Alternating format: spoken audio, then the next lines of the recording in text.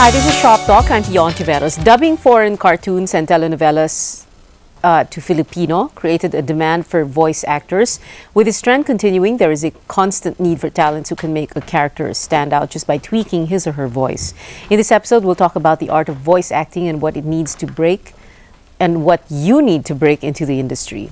In this first segment, we're joined by Pocholo Gonzales. He's Managing Director and CEO of Creative Voices, and Brian Ligsay. He's Marketing Director and COO also of Creative Voices. Hi, Pocholo and Brian. Thank you for coming back to the show.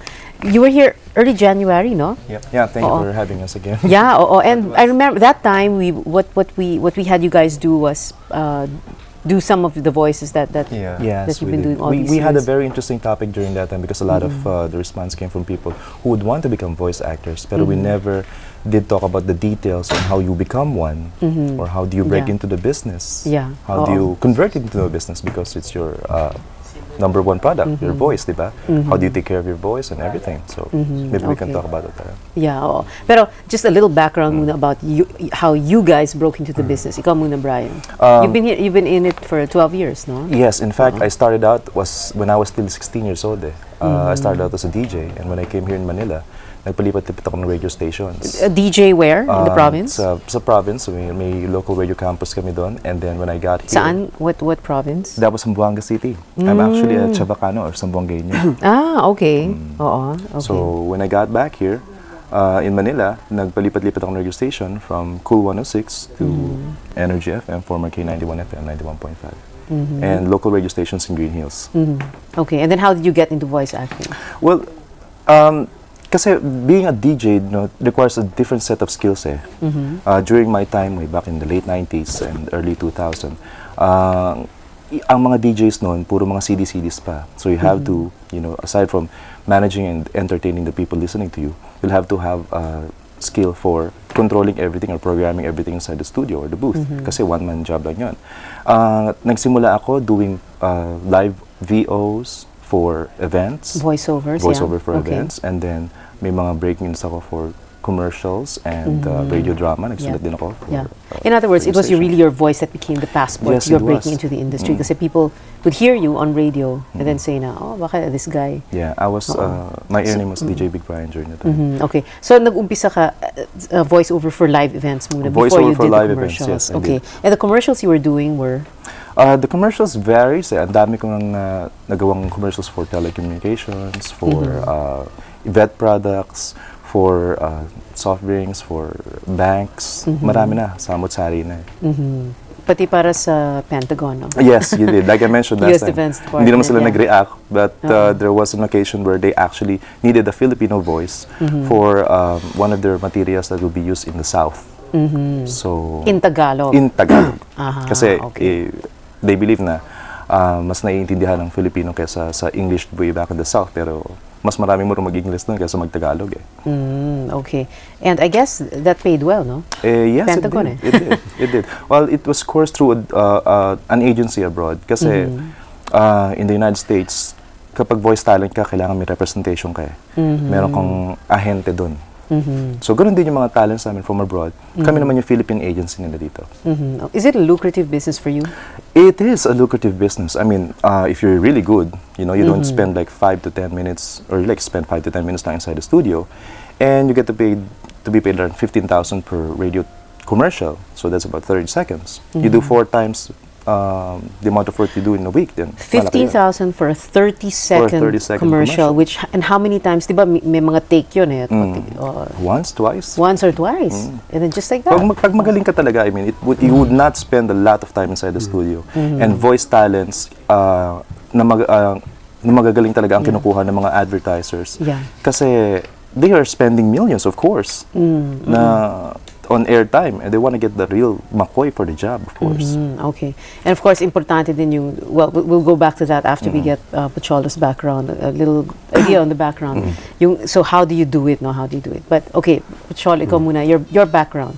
How did you get into the industry? Actually, I started here at ABS-CBN during the 1996. Tagal na. That's not too far. Ikaw naman. 96? Mas matagal nga ako rito eh. You made me feel so old. Mga 12 years na rin.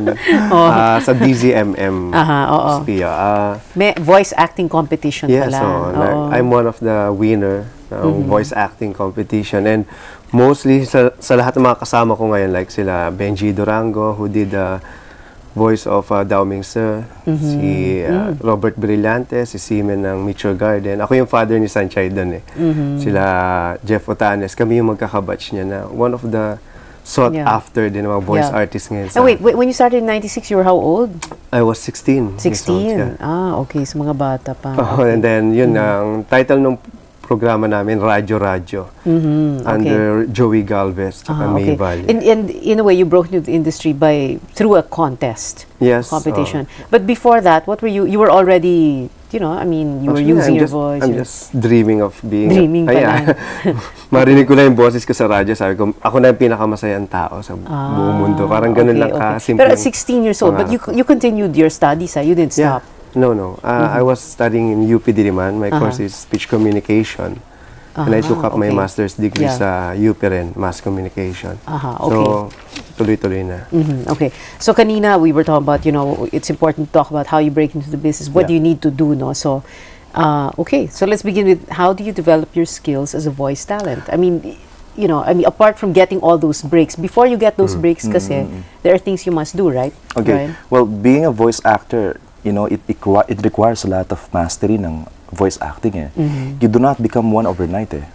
In fact, it takes many years of practice and hard work. Kami, Troy and I, before we are doing what we're doing right now, like you mentioned, 12 years na in the making kami dito sa business.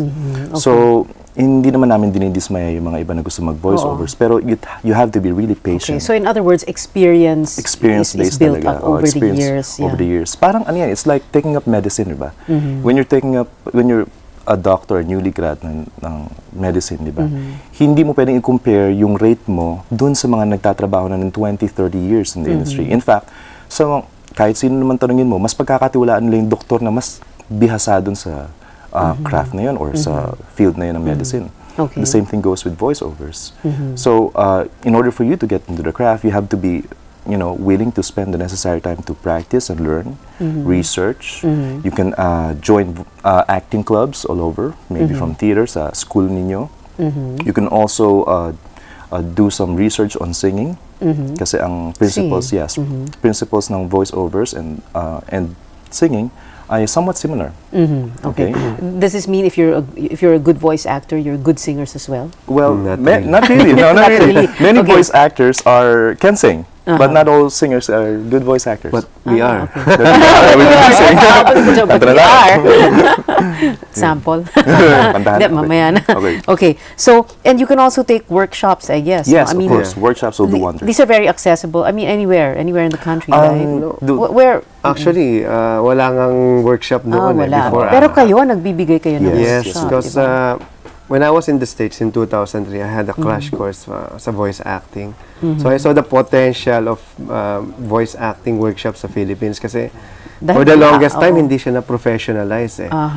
Yeah, there are professional voice artists, but the theory behind voice acting, medyo hindi na top yan. Kahit sa mass communication classes, wala yan eh. So, mass comm ako kaya alam kong walang voice acting class or subject. Merong radio drama or radio, pero hindi talaga particular sa voice acting. So, that's why we brought yung theory, the art of voice acting ni James Alberger here sa Philippines. Okay. So, kayo lang ang nag-o-offer nito, yung workshop. And we are the only one na recognized by So these workshops are held every month? It's actually 4 times a year, quarterly siya. No? We have it, kasi the workshop itself runs for 2 months. So in the entire workshop, nandyan, they will be taught yung mga basics ng voiceovers, how to handle microphones, do's and don'ts inside the studios, how to create voices, how do you make voices, essentially. Characterization, physicalization, everything, all the works. And then meron silang opportunity to dub, of course, dahil may mga dubbing sessions kami inside the studio. And so wait, you said 4 times a year itong voice acting workshop. So There's one going on right now? Yeah, or there you're is about- one going on right now. Okay. And in fact, just 2 more Saturdays matatapos na yun. Okay. It's a weekend thing, no? It's a weekend thing, once Oo. every Saturday. Pero hindi porket once lang siya a week, wala na kayong gagawin eh. Kasi May homework may yan. homework. The entire span ng homework nila would entail them doing research on characterization o di naman kaya practice scripts that they should record themselves at home. Tapos pakikinggan namin and then we will of course grade them or critique them in the end. And So wait, I'm sure people are interested. So Yeah. your next workshop will start when? the next workshop will be on July of I think First Saturday First of Saturday, July. First July 5, Saturday of this- July. And then eight Saturdays yun, Yeah, diba? 8 Saturdays, Eight yeah. Saturdays. And your fee for this, and where is it going to be held? It's 8,000 pesos for 2 months. That's not bad. Actually, the Yeah, good it thing is, about diba? this, the major directors like Danny Mandia, Alex Agkawili, and Neil Erickson Tolentino are one of Are our teaching. Yes, are teaching. Are teaching. professors okay. and instructors. Ang aim talaga namin kasi dito is to develop yung knowledge and set it to everyone that voice acting is an art. It is an art, It, yeah. it's you know, it's an argument eh. When people are telling me, hey, how do you become one? Diba? It's like painting. It's either you're born to be a painter or not. Diba? Okay. I mean, you can learn the skills of painting, of yung pagpipinta, paghawak ng ng pagkulay and everything. However, kung hindi talaga nandun yung puso mo and yung dedication mo or passion mo dun sa art form na yun, you don't become a painter, di ba? Yeah. Sinasabi nga namin, ang isang painter, kahit hindi mo bayaran, magpe-paint pa rin yan. Yes. Ang sinasabi namin dito sa workshop lagi, huwag nyo maging motivation ang pera. Ang pera, oo. Yeah. Kasi hindi kayo tatagal dito. Right, Napakahirap. Only a few hundreds of people talaga. Mas marami pang doktor, abogado, engineer sa mga voice artists. Yes. Even sa ibang channel, mga sila rin ang mga nagbo-voice Okay. dyan. And this voice acting workshop is held where? It's held in our studio in Makati. It's in we have our studio near Cash and Carry in Makati. It's along Yeah, in Barangay Dian Palanan, Street. Dian Street. Okay. When- So, are you saying that once they attend that workshop, that's the passport already? No, not Hindi, really. diba? No, we. No. In fact, to tell you honestly, many of the workshops attendees namin, hindi sila nagpupursue ng career in voiceovers. Oh, because? Because Because you tell them na no, we wala kayong basically pag-asa rito. no, Wala not really. We just No. tell them na it's up to you to pursue it. Only you can determine the level of success you want to do in this industry. I mean, many of them are secretaries. We have lawyers, teachers, people in sales who are trying to learn from it. Kasi yung craft, the way you communicate with people and bring about a conversation and deliver lines cleverly is very important eh.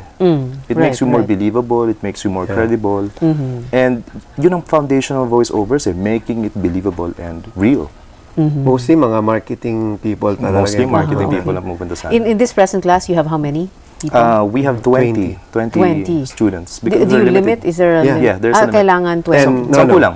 Sampu Two lang. sessions. Sampu lang siya. sana. Per two session is sessions. 10. That's the okay. maximum. And how many hours on a Saturday? Wow, 3 2 to to 3. Minsan maabot ang 4 hours eh. Okay. Per session. Okay. And ano to? There are some skills that are written down here, like, and I wanted you to just quickly go over it with me. Itong warming up your vocal cords, how to Yeah. properly put stress on words, the right volume and range, and developing resonance. Yes, well. Ano yan? Okay, first up yung proper warm up ng vocals, just like singing, no. Lahat ng mga singers kailangan nag-warm up yan bago bago kumanta. In the same manner, yung mga voice actors, they have to warm up their voice. Warm up meaning kailangan magbasa ka ng script, ng material, or you have to exercise your cheeks, your muscles and your tongue, kasi those are important factors in delivering your lines. Like? Well, one example is whenever you go to a recording studio, bago ka dumating sa recording studio mo, is you will have to read out all the signs that you see. I do that. Okay. So, Anything you see along the way. Anything you see along the way. You might sound, crazy Yeah. or stupid. Bakit mo binabasa yan? But Oo. the point is, you're not doing it for them. You're doing it for yourself because you want to condition your voice to its prime. That when you get to the studio, okay ka na. Pwede ka nang isalang.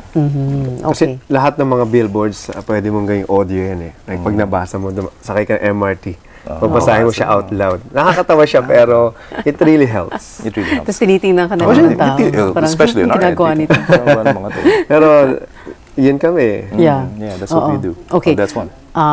One other thing about getting to the industry is marketing yourself. Diba? So you take workshops and you're good. So how do you go about, I mean, do you call up these Okay. people? I mean, how do you let them know na I'm available? Parang ganon. Yeah. Yeah. Kasi una-una sa lahat, dapat kilala ka rin ng mga recording studio. You should go there, like, present yourself if you're really good. And then they will make you some voice filing na tinatawag. Okay. So, Parang audition tape. parang audition CD Okay. or demo Demo reel. Oo. Actually, it's not called demo reel anymore. It's not. It's what's it demo called? CD na. Demo CD. Kasi wala nang mga reels. Walang reel. Okay. Yun nga yung misconnotation ng mga tao. Yeah, Or yeah. demo tape. Wala na naman tape. Wala nang tape. More on Demo demo CD. CD na. Okay. Yun. Maraming mga recording studio sa Makati na pwede nilang puntahan. Like Hit Production, Sound Design, Cutting Edge, Liquid Pose na. And where do they get the addresses of these? Pwede they i-Google, can no? Google it. Madali lang. Pero, Okay. Partner din So in namin other sila. words, parang put your foot in the door. Parang Well, word of Just- caution about yeah. that. You know, anybody can apply to be a news actor, or I mean, an on-screen yeah. actor or a newsman, di ba?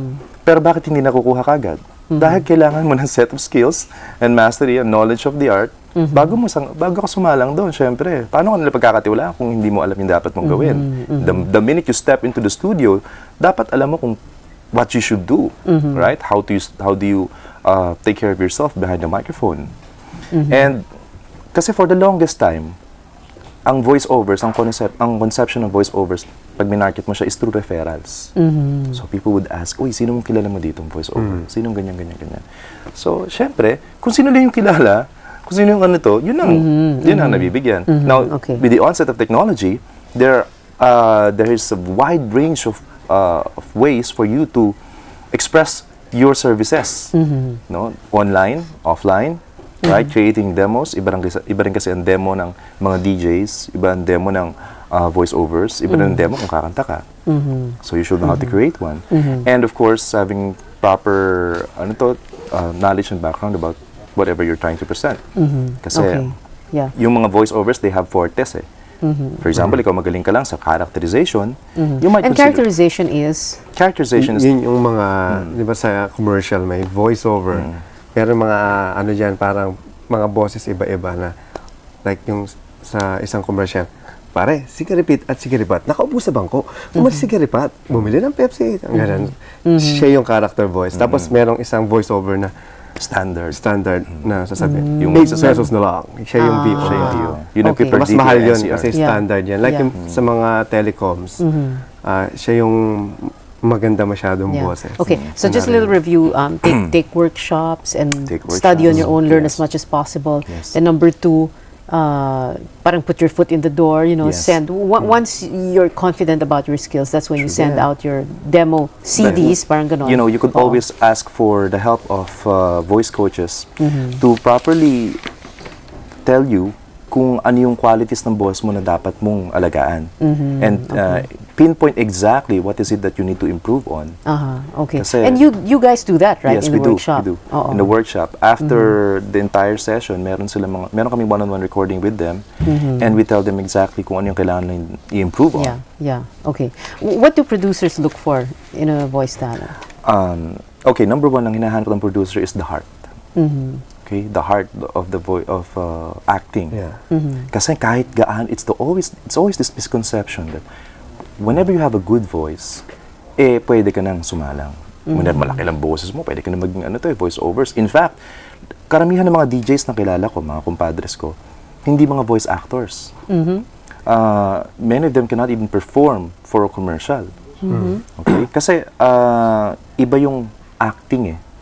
You know, you don't need to have a very big booming voice to become a voice talent. Mas accepted ngayon ang natural. What is in. Yeah. Problem kasi ng Because iba. not everybody, I mean, natural is what is the Natural rule, is diba? natural, yeah. Is more the rule than the exception. I Yes, mean, true. very few people have booming voices like I can think of some. But okay, so yung may puso, yung talagang Yes. yung hindi lang boses. Hindi lang boses. Yeah, Kasi okay. quality of the voice comes second na lang eh. And madidinig naman kaagad yan kung may potential yung talent or wala eh. Makikita mo kagad dyan sa reading pa lang. Sa pagbasa Kasi pa lang. yung iba nagsising song. That's what we call batibot style. Yung, talaga? Nakakatuwa ka naman. Oh, Eh, you know, mga yeah, ganun. some people, I don't know why, no, when we hear commercials or yung mga radio or even TV, many actors, actresses, or people on radio, they sound They tend to They sing tend to song. sing song. the sing song and pare-pareho yung intonation. Yung pattern. Yes, pattern. Ano yun, parang Yeah. it's so... Siguro, yun ang Gosh, nakalakihan. Na napapakinggan. Mahirap. So parang they think na, yung talaga, ganun, everybody says, talaga, ganun. Pwede naman sila sabihin na, talaga? Talaga? Mas natural. Talaga? Okay. Well, we're going to break now, but yung, just very quickly, what's important about to remember when you think about how to make a voice?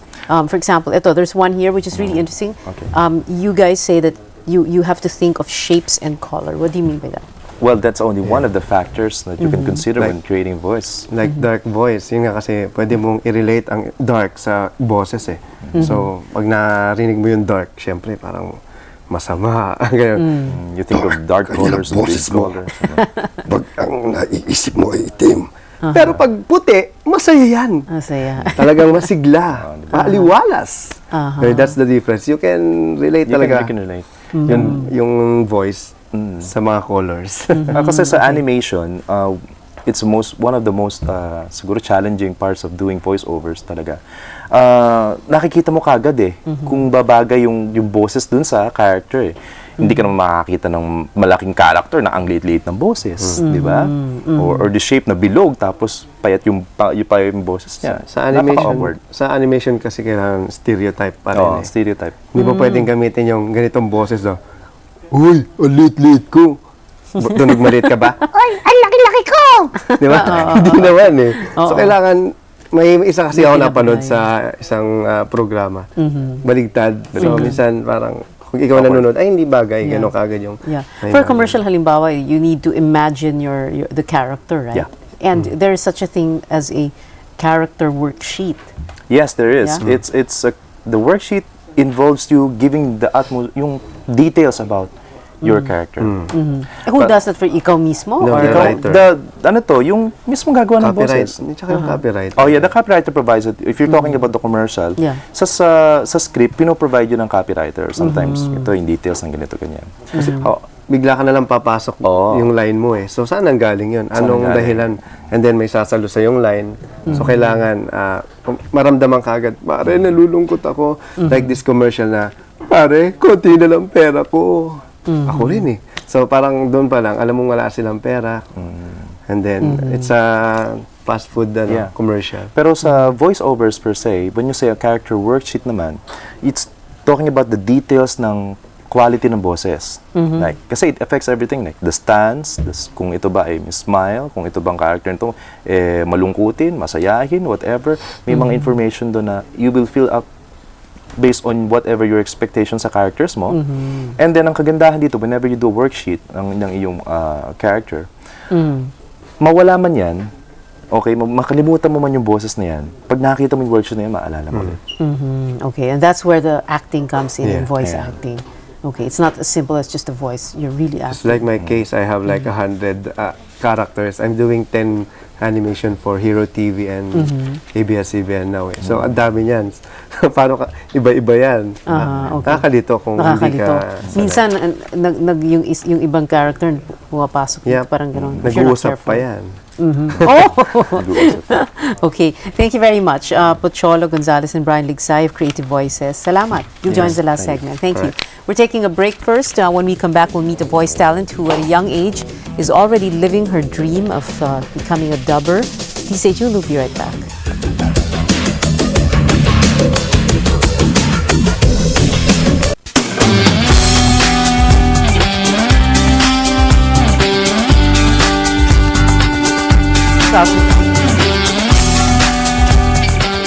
Welcome back to Shop Talk. I'm Pion Taveras. We're still talking about voice acting. In this segment, we have Jill Fernandez. Jill won in a dubbing competition late last year. Hi, Jill. Tama ba ako?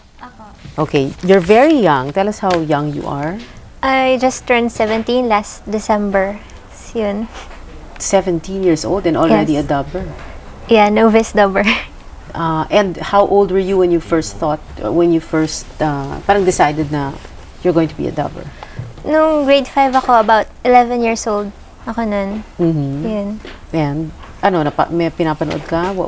Where'd you get the idea? Meron akong classmate na dubber. So, tinanong ko siya, ikaw talaga yan? Boses mo yan? Sabi niya, yeah, I'm a dubber. Tapos doon ko naisip, ano yung dubber? Ano yun? Boses ng...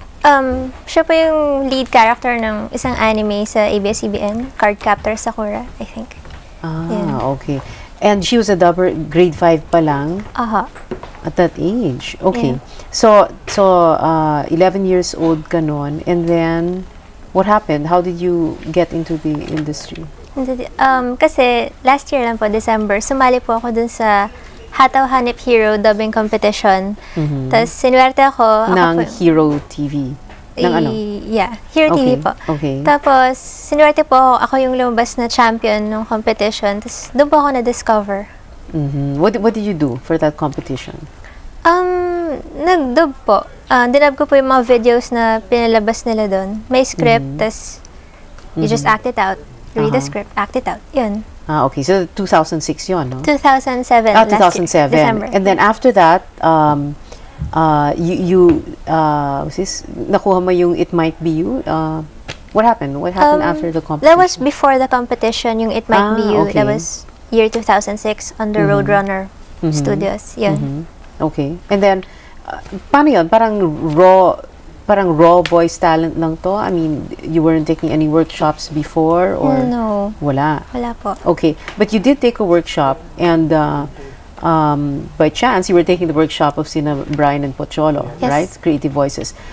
How did you end up there? Did somebody tell you na siguro dapat mag-workshop ka na? Or? No, actually, yung workshop, napalanunan ko po siya dun sa Hataw Hanip Hero. Prize ko po yun. Okay, okay. So, kung hindi mo napanalunan yon, hindi ka mag-workshop? Hindi po. Talaga? Ayun, so luckily. So, you weren't aware na there was such a thing as a workshop? Yeah, akala ko lang po, prize money and that's it. Pero yung pala, merong workshop, so, wow.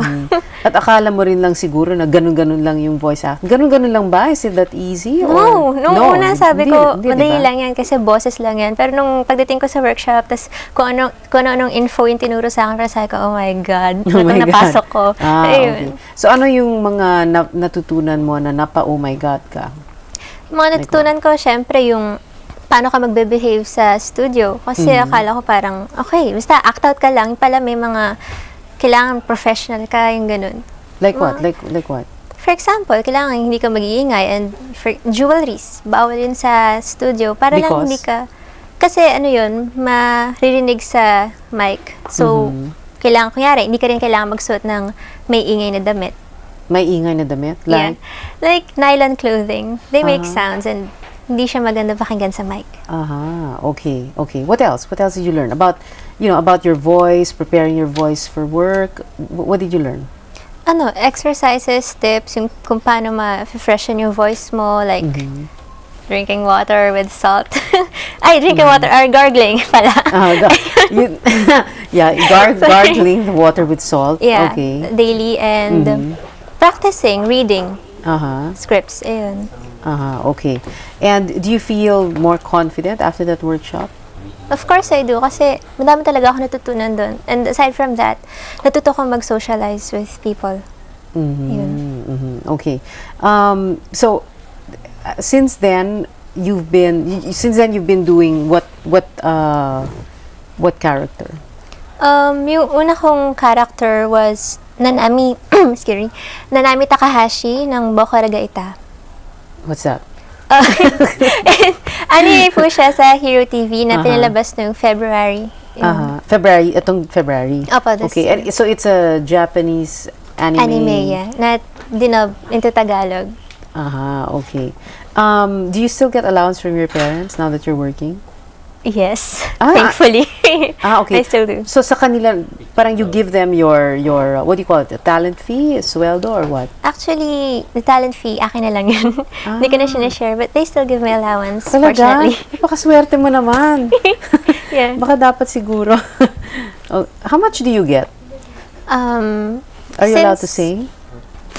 No, I'm not No, allowed. biglang may nag-no. Si Pocholo, no, don't say. Parang what a question naman to ask. Pakialam mo, Pia, magkano kinikita niya. Okay. So, di ba, parang kanina kasi sinabi ni Brian at Pocholo na it takes years, di ba, before you actually become a very good voice talent. And yet, Yes. at a very young age, ikaw, 17 years old ka pa lang, you're already a dubber. Yeah. What do you say to a comment like that?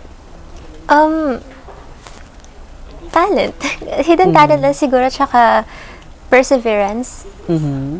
Yun. And always believe in yourself. Mararating mo rin, kahit nakakasabihin nila na matagal pa bago ka maging magaling. Pero hindi pa ako magaling, syempre. Novice pa lang ako. But I'll get there one day. Okay. Are there other, well, apart from yung classmate mo nung grade 5, is she still into dubbing? I don't think so. Kasi actress din po siya nun eh. Child actress. But I think wala na siya sa industry. Ah, okay. Are there other kids your age who are into dubbing? Yes, meron po akong friend na nag-workshop din po. Dubbing, nagde-dub din po siya. Okay. But there are very few of you na ka-age mo. Opo. Konti lang naman. Okay. Wala. Magsa-second year high school ka, di ba? I'm sorry, second year college. What am I saying? Second year mass comm student pala mo in Yes. college. Okay. Is it difficult because since you're still studying tapos para bang part-time job to, no? Opo. Is it difficult for you like in terms of balancing your schedule, time? Actually, hindi naman eh. Basta, sinusubukan mong i-balance talaga. Kaya mo. Just persevere and you can balance things out. Fix mo lang yung schedule mo. Okay. Do you feel it's a bit difficult kasi syempre bata ka pa and then you're working in an industry, well you're working and parang this is business, no? I mean it's a world, it's the world of adults. Nahirapan ka ba? Parang do you feel like parang you're so young and then you're doing this? Nung una, syempre sabi ko, culture shock. Pero sanayan lang yan and you'll get there. Okay. Can you give us a little demo of all the characters you've done?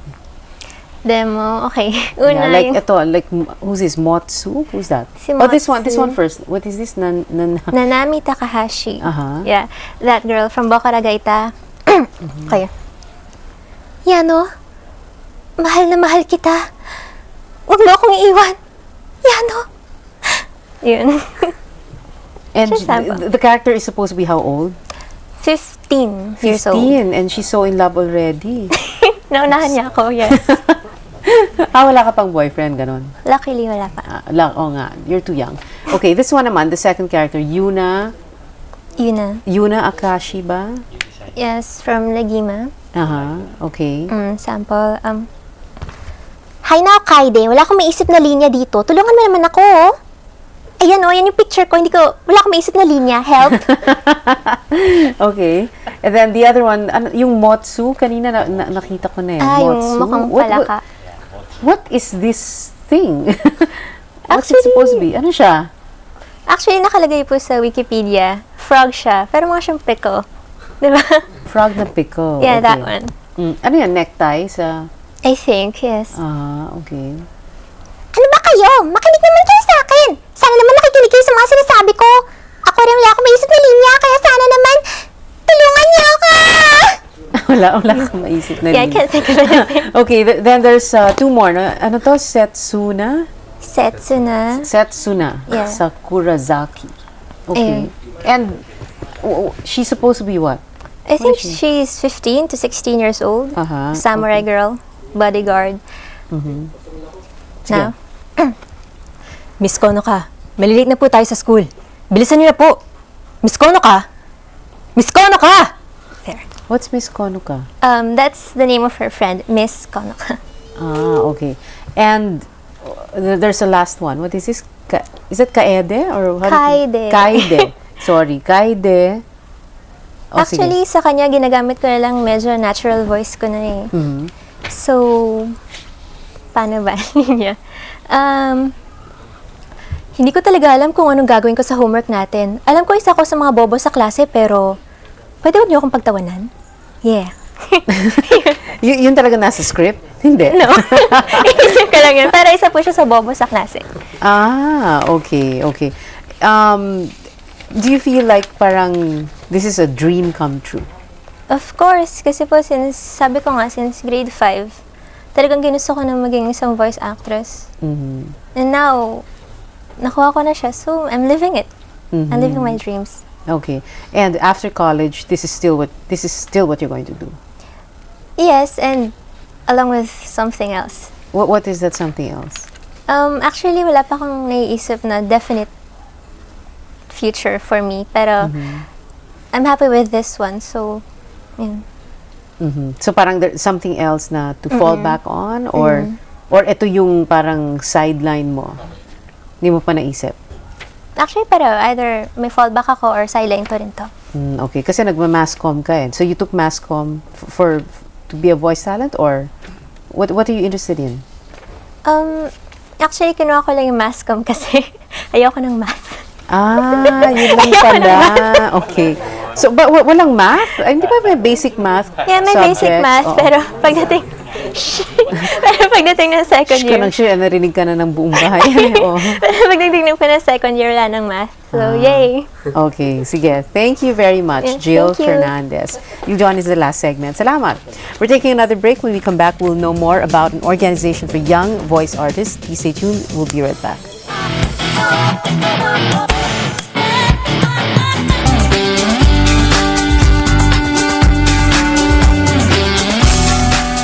Welcome back to Shoptalk. I'm Beyond Veras. We're still talking about voice acting. We now have with us Byron Barinuevo. He's president of the Society of Young Voice Artists of the Philippines. Hi, Byron. Thank you for being here. Yes, thank you, Miss Pia. So you're also very young kasi you're president of the Young Voice Artists. Yes, Society of Young Voice Artists of the Philippines. Okay, which was founded pala by? Mr. Pocholo Gonzales, the voice master. Wow. Yes.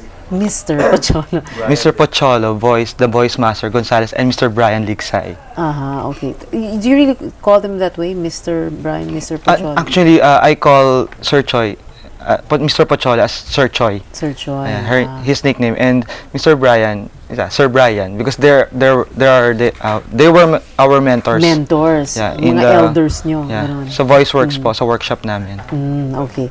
All right. Let's begin a little first with your background. No? So nag-masscom ka. Yes. Okay. In? I took up Bachelor in Mass Communication at Pamantasan ng Lungsod ng Maynila. I graduated last year, March 2000. But you've been in the business, in the industry for quite a while also, no? Yes, actually. Since actually high school, I already joined in theater. And then in college, I also had this theater organization, the PLM Magwain Creative Scholars Guild. And after I graduated, I was into events also. And then I took the workshop, the Voice Works. When? Last January 5 so this year. magkaklase kayo ni Jill, yes, in the workshop. Okay. And then after that, we graduated last March 8, 2008. And then since then, we were absorbed by our mentors to be part of the dubbing industry. Okay. And right now, but what you do, you write. Yes, I write. Okay. When you say you write, so the scripts, I mean the cartoons are in English, Yes. right? So you translate into Tagalog. Yes, actually in writing, there are techniques. So tinuruan po kasi kami sa workshop namin sa VoiceWorks ng mga techniques kung paano magsulat. So first, you have to, syempre it's Japanese because it's anime. So you have to translate it into Tagalog. So there are subtitles. Pero from Japanese. Japanese and then English subtitles. English subtitled. And then from those subtitles, we translate it into Tagalog. And then from translating it into Tagalog, we presync it. Parang sinasabayan po namin yung mga anime, yung mga characters, kung paano sila magsalita, sinasabayan namin sila, and then kailangan sakto sila dun sa sa pagbuka at pagsara ng mga bibig nila. Okay. And you've been doing this for how For long now? 2 months. 2 months. Yes, after Okay. I graduated in the VoiceWorks, we were given the chance to write. Okay. Why didn't you just choose to become a voice actor? Actually, to be a voice actor, it's not that easy as it looks like. Yeah.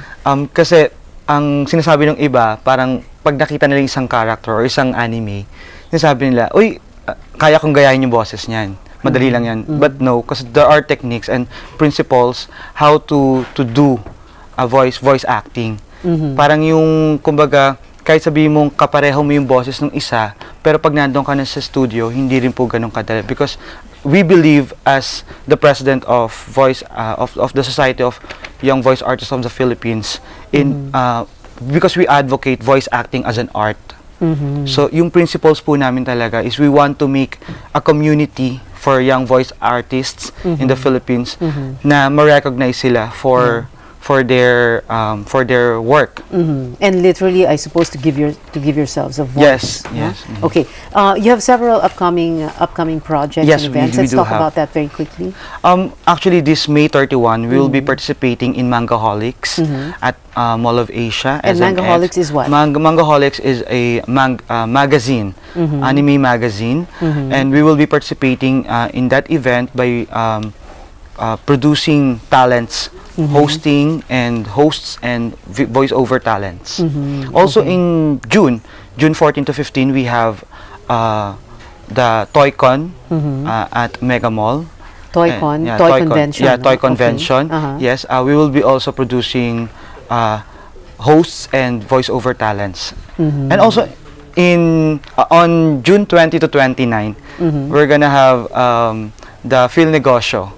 So CVOP will be participating also in Phil Negosyo by producing also the hosts and the voiceover talents. You're also going to have a national voiceover convention, no? Speaking of which, it's going to be the biggest and the grandest project of Society of Young Voice Artists of the Philippines, the National Voiceover Convention, to be held on September of next year, 2009. There's not yet a specific date, but we're planning to launch it next year. This project, this National Voiceover Convention, is for the voice artists in the Philippines to be recognized in different categories, like in the dubbing, in the radio commercials, TV commercials, radio drama, in every aspect of the dubbing industry. We would want, as the young talents, we would want them to be recognized, because in such a long time, wala pa po kasing masyadong parang recognition for them. So we are here to give them applause sa mga ginagawa nila. Alright. Maraming salamat, Byron Barrinuevo, Young Voice Artist of the Philippines. Shop Talk will take a final break. Please stay tuned. We'll be right back.